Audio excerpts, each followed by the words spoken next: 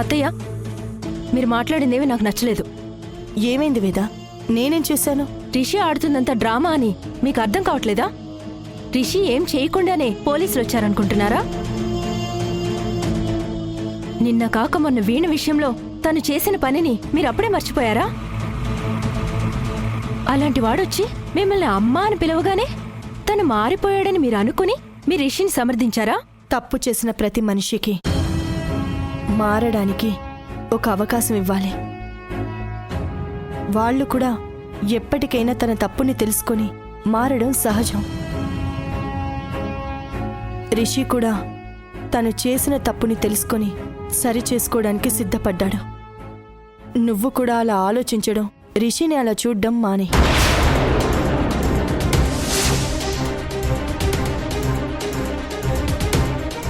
అమ్మయ్యా, నా నటనతో ఇంట్లో వాళ్ళని మెల్లగా నమ్మించడం మొదలుపెట్టాను. ఇలాగే నా పర్ఫార్మెన్స్ పెంచుకుంటూ పోతే నేను అనుకున్నది ఈజీ అవుతుంది. ఇలాంటి సిచ్యువేషన్లో ఈ డ్రగ్స్ మ్యాటర్ బయటికి రాకుండా నేను తప్పించుకొని సేఫ్ అయ్యాను. ఇప్పుడు నా మీదున్న మంచివాడనే ఇంప్రెషన్ని ఇలాగే మెయింటైన్ చేస్తూ ఉండాలి. అవును, ఇంతకీ ఆ డ్రగ్స్ ఏమైపోయాయి?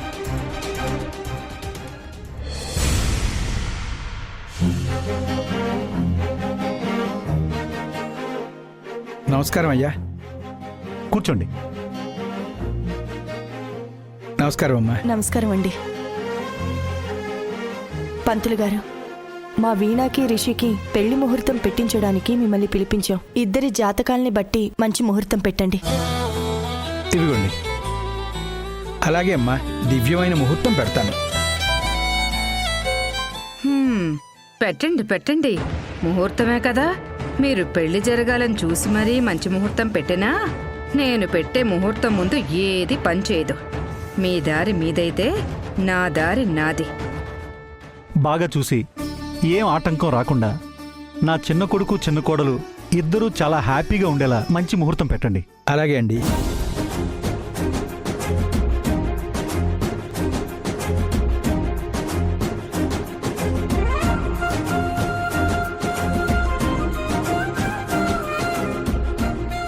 అమ్మా, ఇద్దరు నక్షత్రాలను బట్టి చూస్తే వచ్చే 4 రోజుల తర్వాత పంచమి గురువారం మిథున లగ్నంలో మంచి దివ్యమైన ముహూర్తం ఉందమ్మా.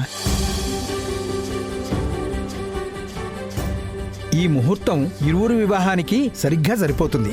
మరి ఈ ముహూర్తమే ఖాయం చేయమంటారా? ఆ ముహూర్తాన్ని ఖాయం చేయండి. చాలా మంచి ముహూర్తం అని చెప్తున్నారు కదా, ఇంకెందుకు ఆలస్యం? అదే ఫిక్స్ చేయండి.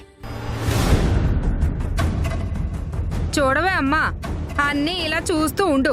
నీ కళ్ళ ముందే అన్నీ వాళ్ళకి నచ్చినట్టు చేసుకుంటూ పోతారు. నీ మొహం మండ. ఆ పార్వతి చేస్తుంది చూస్తుంటే ఇక మీదట అన్నీ చూడటమే తప్ప ఏమీ చేయలేమని అర్థమైపోయే వరకు చూస్తూనే ఉండు. అన్నిసార్లు చూడు చూడు అనకే.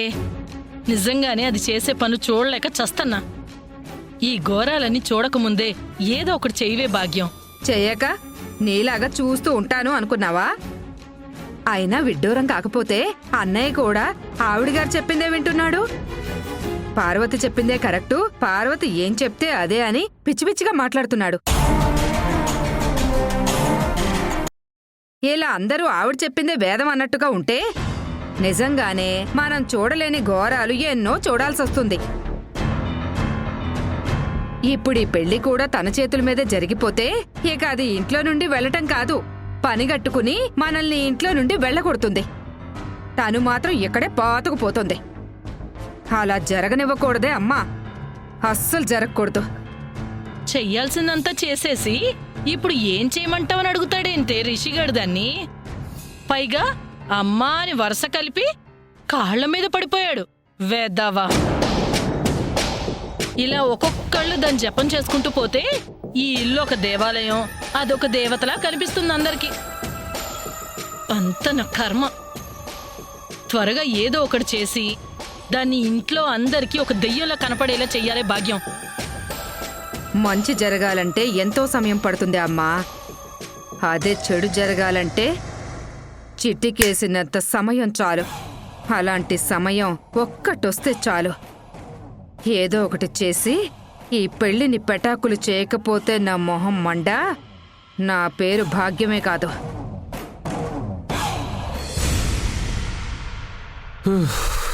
బా, ఇలా మంచోళ్ళ నటించడం చాలా చాలా కష్టం. మంచోడిగా ఉంటే ఇంత ఘోరంగా ఉంటుందా? నా వల్ల కాదురా బాబు ఇలా ఉండడం.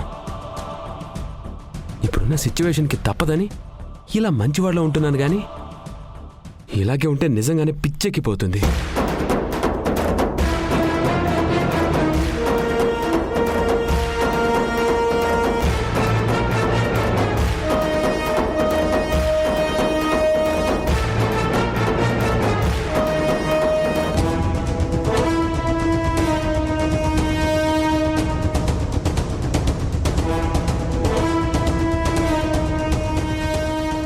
నేను కొన్న డ్రగ్స్ కార్ డాష్బోర్డ్లోనే పెట్టాను కదా, మరవి ఉన్నట్టుండి ఎలా కనపడకుండా పోయాయి? అవి అలా కనపడలేదు కాబట్టే నేను సేఫ్గా తప్పించుకున్నాను. పోనీలే. అమ్మో, ఊహించుకోవడానికి భయంకరంగా ఉంది. బట్ అక్కడ పెట్టిన డ్రగ్స్ ఏమై ఉంటాయప్పా?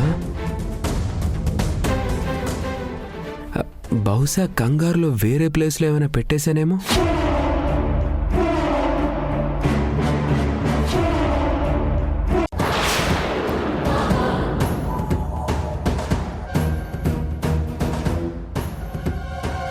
ఎంత థింక్ చేసినా గుర్తు రావట్లేదే.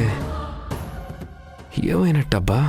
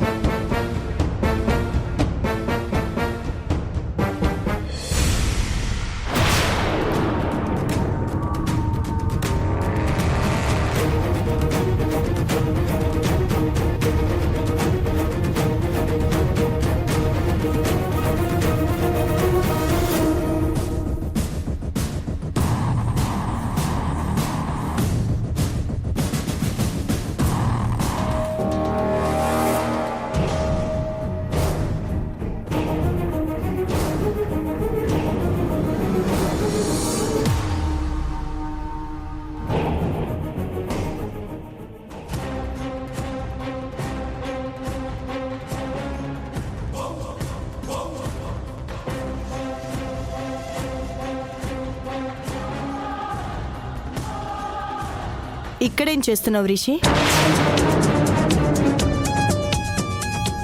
అబ్బే ఏం లేదమ్మా, పోలీసులు నా వెంట పడ్డారన్న కంగారులో కార్కి వదిలేశానంతే. అవి కార్కే ఉన్నాయా లేదంటే ఎక్కడైనా పడిపోయాయా అని వెతుకుతున్నాను.